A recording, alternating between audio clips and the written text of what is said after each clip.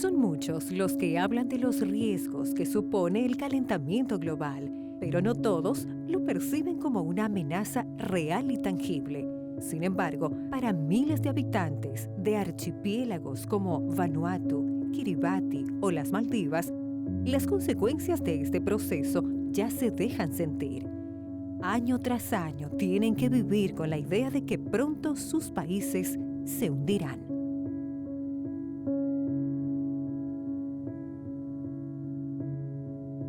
A coisa que acontece hoje na Amazônia, que mantém a Amazônia sendo um tipo de hábitat, que é uma floresta, vão influenciar o clima na Europa, por exemplo. Isso a gente sabe. Então, o medo que, por exemplo, que muitos europeus têm é que se a Amazônia seca, se ela é cortada e ela se acaba, você pode ter um congelamento da Europa por causa de mudança de corrente oceânica. Tá? Por outro lado, a própria Amazônia, ela se automantém como floresta. A transpiração das árvores, né, jogam toneladas de água, né, na atmosfera, e essa água cai como chuva. Essa chuva alimenta não só a Amazônia, como também, a gente sabe bem hoje, o sudeste do Brasil. Então a ideia é, se você acaba com a Amazônia, ou se você começa a diminuir a área de floresta, qual é o limite onde isso entrará em colapso? Então a interação, muitas vezes, ela é muito mais ampla do que a gente imagina. Coisas que acontecem num lado, muito longe da gente, vão afetar a nossa vida aqui no dia seguinte.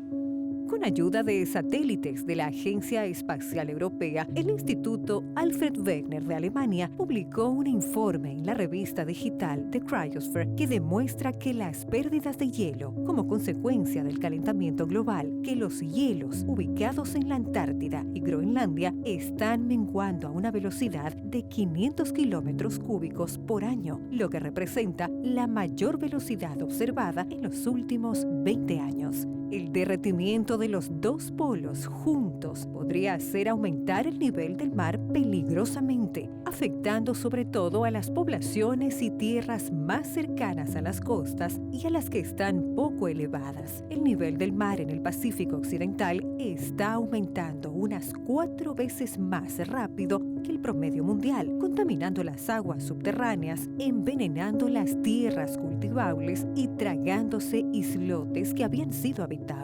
Debido al calentamiento de los océanos, los ciclones tropicales y otros desastres naturales se están produciendo en la región con una intensidad inédita. Otro estudio publicado por la revista Science demuestra cómo en los últimos 20 años la acción del hombre ha afectado el cambio climático y es la principal causa del deshielo de los polos. Nós já entendemos, mesmo que não sejamos da área, né, da biologia, que nós não podemos viver sem as plantas e os animais. Essa interação, esse equilíbrio dentro dos ecossistemas é que permitem nossa vida. Nós temos responsabilidades em relação ao planeta. Nós temos responsabilidades em relação à vida no planeta. Don't we have a responsibility to care for our environment? Well, yes, we do. And it's a matter of self-interest, it's a matter of aesthetics, it's a matter of moral responsibility. Os ecossistemas não estão sendo preservados, então muita coisa da natureza está sendo perdida. E dentre eles, muitos que poderiam ser fármacos, por exemplo, né? Muitos fitofármacos estão se perdendo porque as plantas estão se extinguindo, estão havendo extinções e nós não vamos nem descobrir que molécula tem ali dentro que poderiam ser utilizadas para a cura de algumas doenças. É importante que nós pensemos de uma maneira mais holística, né? Maior, mais do que nós. Não existe só pessoas na Terra, né? Existem outras outras vidas na Terra, outros organismos vivos e que nós dependemos deles. Isso é muito importante.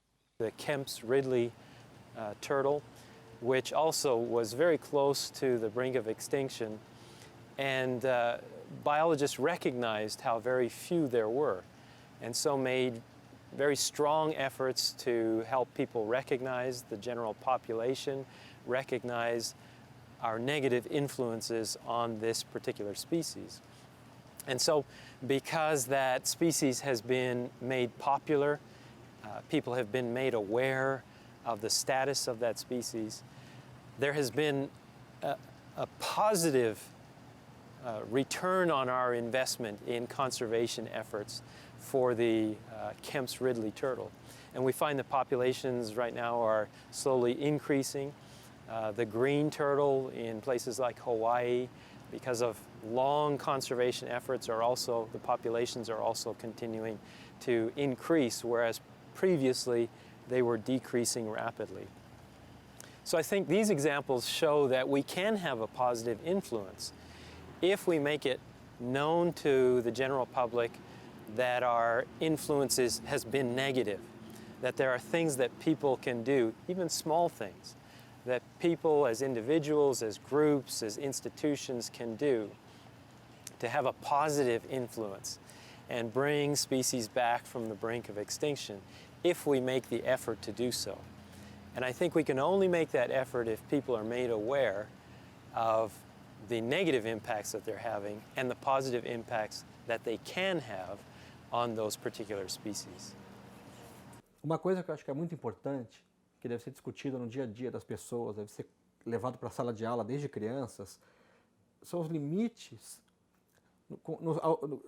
os limites nos quais nós podemos afetar a natureza e quando que a gente não precisa e pode abrir mão de algo em prol da gente ter ainda mais florestas ou espécies existindo ao nosso redor, né?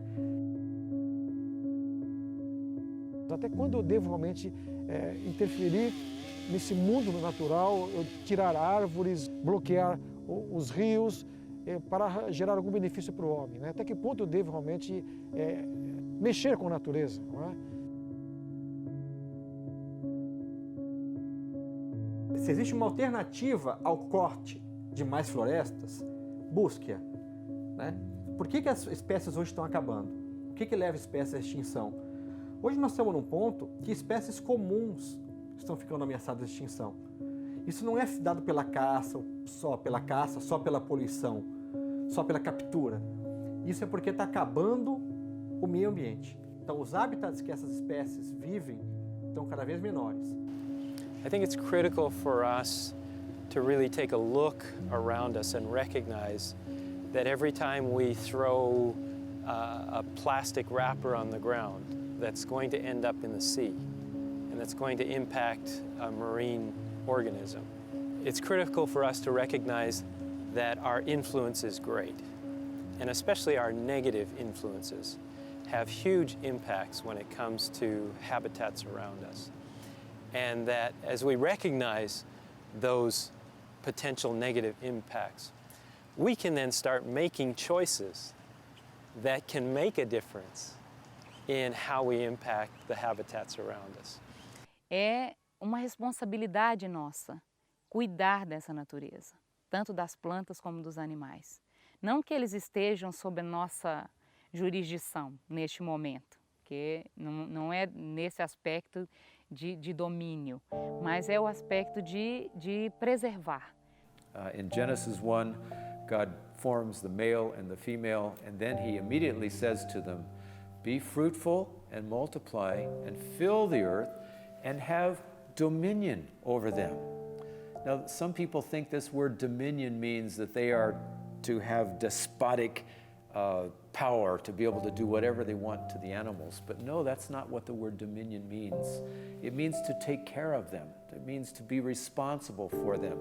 And you put this verse with the verse that's in chapter 2 of Genesis, and they explain each other. The Lord God took the man and put him in the Garden of Eden to tend and to keep it.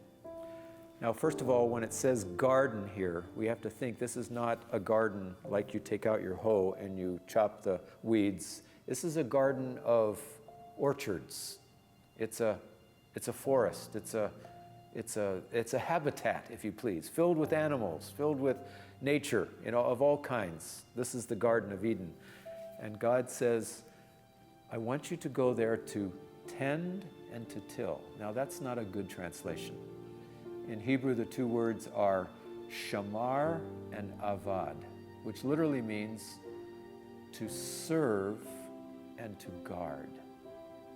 To serve and to guard the garden.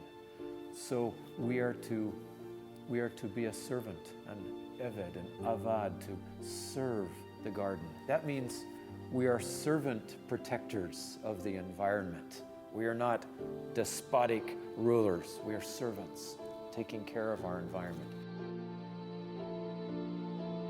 No hay dudas de que existe una interacción e interdependencia entre el hombre y la tierra. La salud y sobrevivencia del hombre se relaciona íntimamente con la biodiversidad en muchos aspectos. Siendo así, la agonía de nuestro mundo se traduce en nuestra propia extinción, nuestra y de toda la extraordinaria biosfera.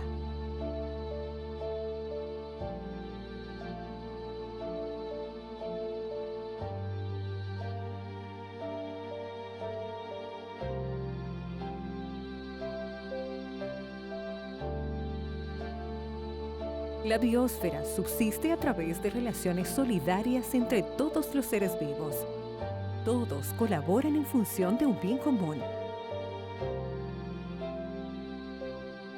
Excepto uno, irónicamente, la especie considerada más inteligente.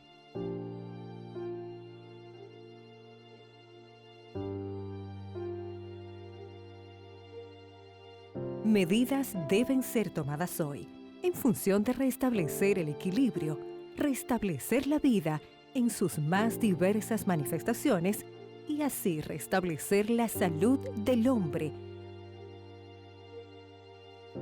y de la propia tierra que lo abriga.